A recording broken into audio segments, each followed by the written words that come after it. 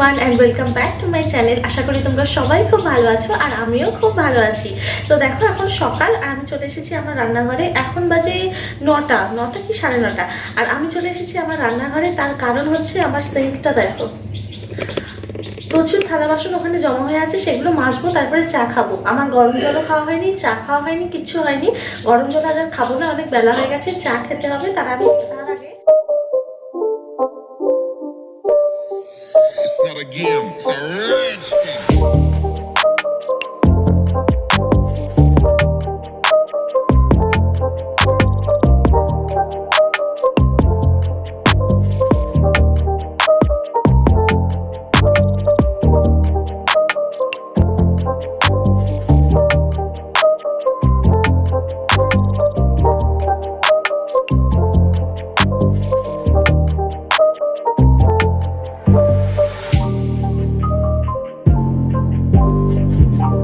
এখন চা খাওয়ার জন্য আমি আপাতত চায়ের ট্রে আর কাপ দুটো ধুয়ে নিচ্ছি।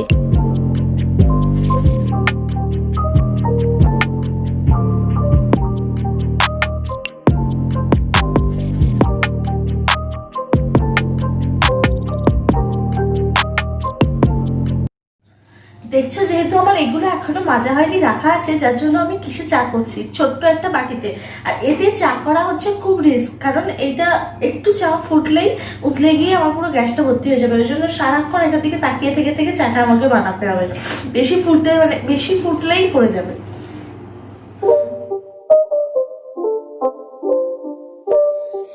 It's not a game, it's a rich thing.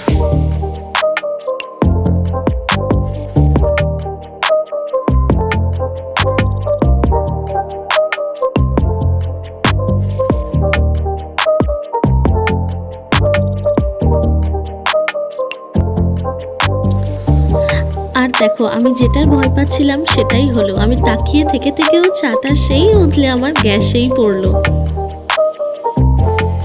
এই বাটিতে চা করলেই এটা আমার সাথে হবে আর আমার কাজ বেড়ে যাবে।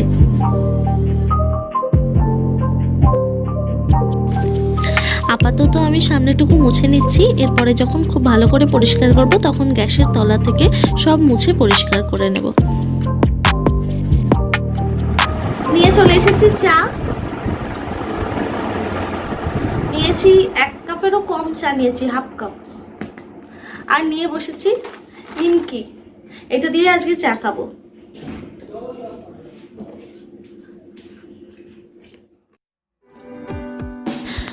চা খেয়ে চলে এসেছি রান্নাঘরে। এখন আমি এগুলো মাজবো না, তাই সমস্ত বাসন বাটিগুলো এক জায়গায় করে আমি জানালার বক্সে আপাতত রেখে দেব, কারণ এগুলো মাজলে আমার দেরি হয়ে যাবে। রানা বেরোবে, তাড়াহুড়ো করছে, তাই ওর জন্য আমি তাড়াতাড়ি 2টো গোলা রুটি করে দেব। ও খেয়ে বেরিয়ে যাবে, তারপরে আমি রান্নাঘরের যা কাজ আছে সেগুলো কমপ্লিট করব। তো আগে আমি গোলা রুটিটা করে নিচ্ছি।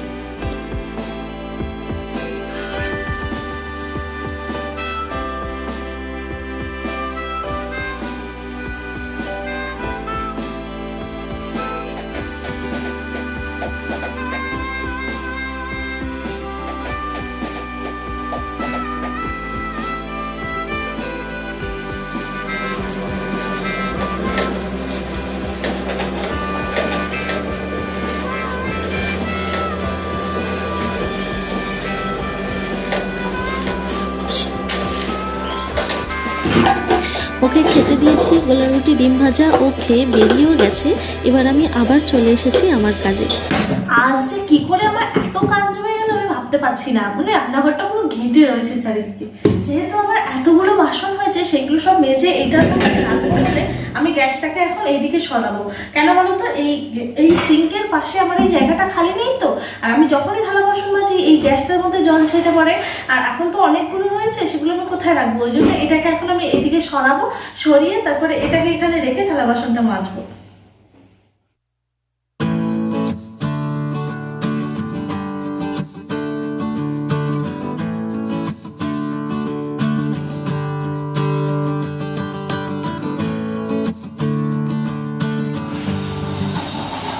এইটা যেহেতু অনেকটা বড়, এবার এইটার মধ্যে থালা বাসন রেখে জলটা ঝাড়াতে দেওয়ার জায়গা পাই না বলে আমি এর মধ্যে রাখতে পারি না। এইখানটা যদি আমার সবসময় ফাঁকা থাকতো তাহলে আমি এর মধ্যে রাখতে পারতাম, জলটা ঝরে সিঙ্কে চলে যেত, কিন্তু ওইদিকে রাখলে তো জলগুলো সব এই পায়ে পড়বে।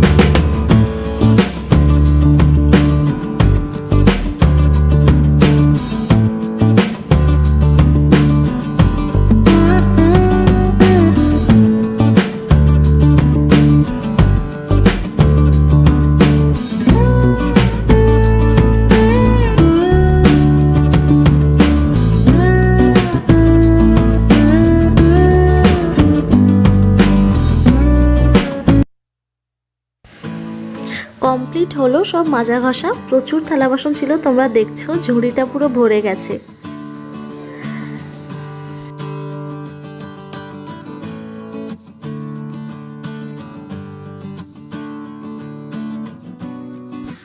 এবার আমি সিঙ্কটাকে ভালো করে পরিষ্কার করে নেব।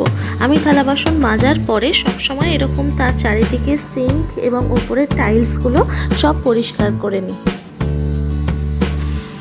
যখনই আমরা মাজা ঘষা করি তখন ওই যে ফেনা জল, সেগুলো সাবান জলগুলো ছিটকে ওই কলে কিংবা টাইলসে লাগে, এবং ওগুলো যদি না ধুয়ে নেওয়া হয় তাহলে জমতে জমতে একটা কীরকম দাগ হয়ে যাবে ওগুলোর উপর, আর পরে যখন পরিষ্কার করতে যাবে দেখবে খুব কষ্ট হবে। তার থেকে আমরা যখনই মাজা ঘষা করে নেব তখন যদি এইভাবে পরিষ্কার করে নিই তাহলে আর ওইটা জমবে না।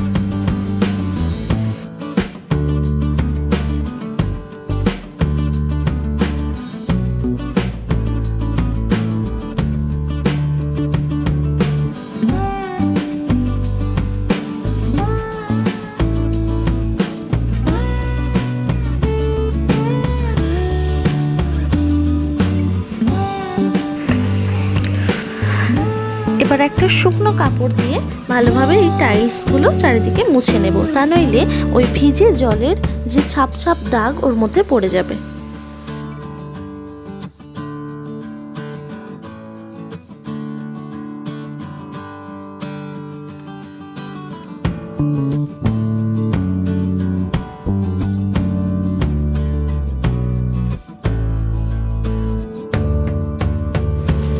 এবার আমি গ্যাসটাকে আবার গ্যাসের জায়গায় সরিয়ে আনলাম। এবার ভালো করে গ্যাস ওভেনটাকে আমি পরিষ্কার করব। প্রথমেই স্কচ ব্রাইটে সাবান দিয়ে, ভীম সাবান দিয়ে এইভাবে ভালো করে মেজে নেব ওভেনটাকে। এর ফলে যে দাগগুলো রয়েছে, তেল ছিটে পড়ার দাগ, সেইগুলো সব উঠে যাবে এবং খুব ভালোভাবে পরিষ্কার হয়ে যাবে।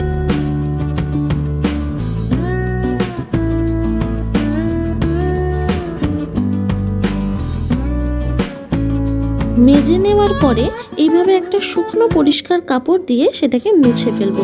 এটা যদি আমি বারবার জল দিয়ে ধুতে যাই তাহলে দেখবে কি হবে, আরও বেশি ফেনা তৈরি হবে বা পরিষ্কার হতে একটু সময় লাগবে, কীরকম একটা ঘোলা ঘোলা ভাব চলে আসবে। কিন্তু এর মধ্যে যদি একটা শুকনো সুতির পরিষ্কার কাপড় দিয়ে মুছে নেওয়া যায় তাহলে ওই ফেনাগুলোকেও শুষে নেবে এবং গ্যাসটাকেও খুব সুন্দর চকচকে করে পরিষ্কার করে দেবে।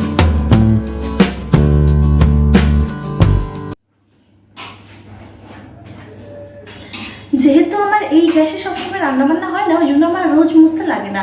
মাঝে মাঝে যখন কিছু করি একটু তেলটা ছিটে পড়ে, সেই সময় করেই শুধু পরিষ্কার করে নিই।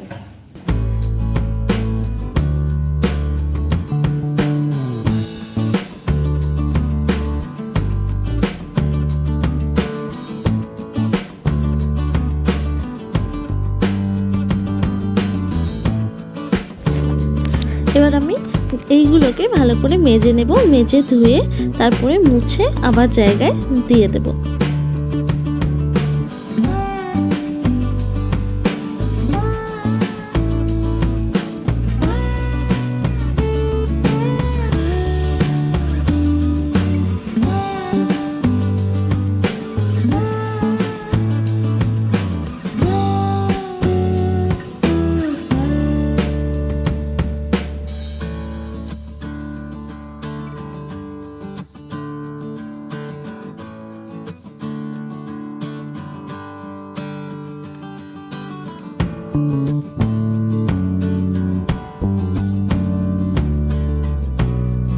এইবারে এই দিকটা পরিষ্কার করে নেব।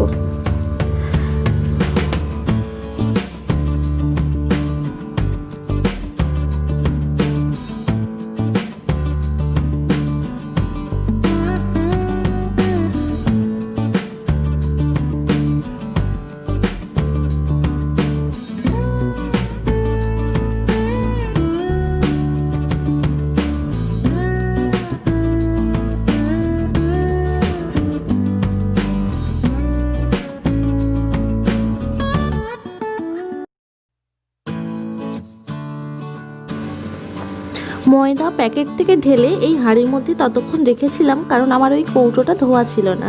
কৌটোটা ভালো করে ধুয়ে নিয়েছি, এবার ওর মধ্যে ময়দাটাকে ঢেলে রাখছি। এর মধ্যে মা ফোন করেছে, মায়ের সাথে একটু কথাও বলে নিচ্ছি।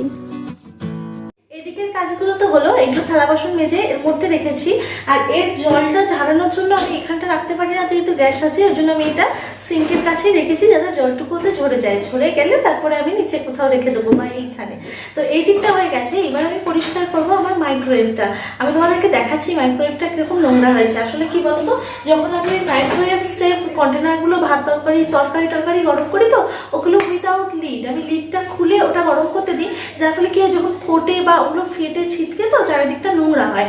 এবার সেইটাকে ওই জন্য মাঝে মাঝে আমাকে পরিষ্কার করতে হয়। আজকে আমি মাইক্রোওয়েভটাই পরিষ্কার করবো আর তোমাদেরকে দেখাবো আমি কিভাবে পরিষ্কার করি।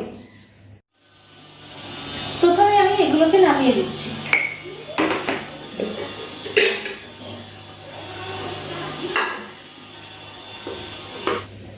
এর ভিতরের অবস্থাটা তোমাদেরকে দেখাই।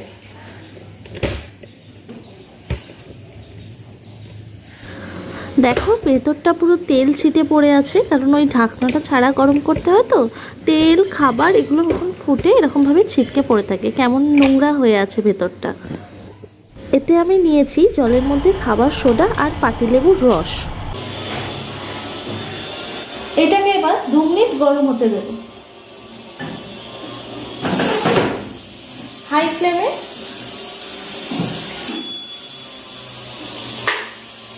হাই ফ্লেমে 2 মিনিট গরম করব।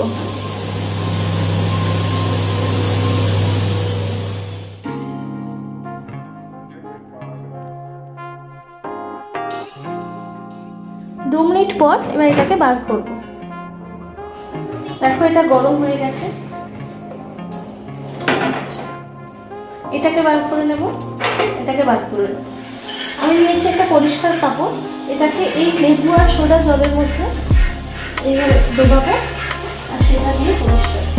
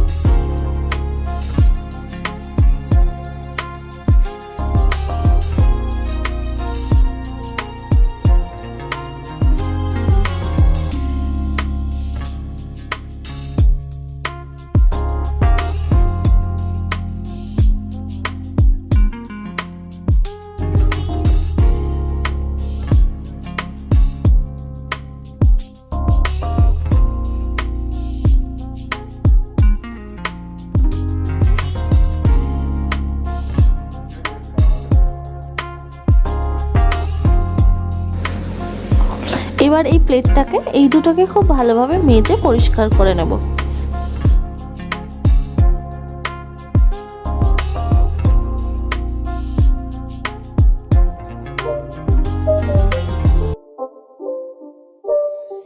It's not a game, it's a rich thing.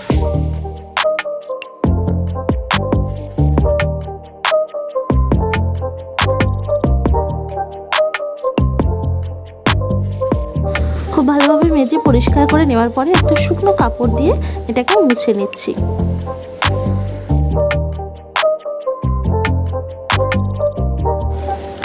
মুছে নেওয়ার পরে মাইক্রোওয়েভের মধ্যে এভাবে আবার ওটাকে রেখে দিলাম। তো এবার দেখো মাইক্রোওয়েভটা কত সুন্দর পরিষ্কার হয়েছে।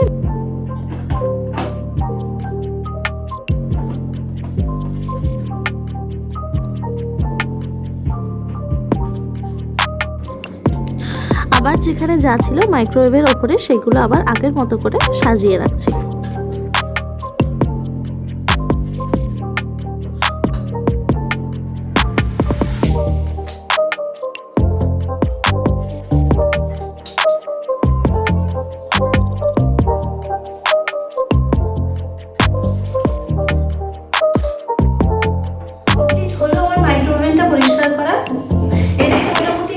এই স্ল্যাবগুলো মাইক্রোওয়েভের সবই আমার পরিষ্কার করা হয়ে গেছে। এবার আমি রান্নাঘর থেকে বেরোই।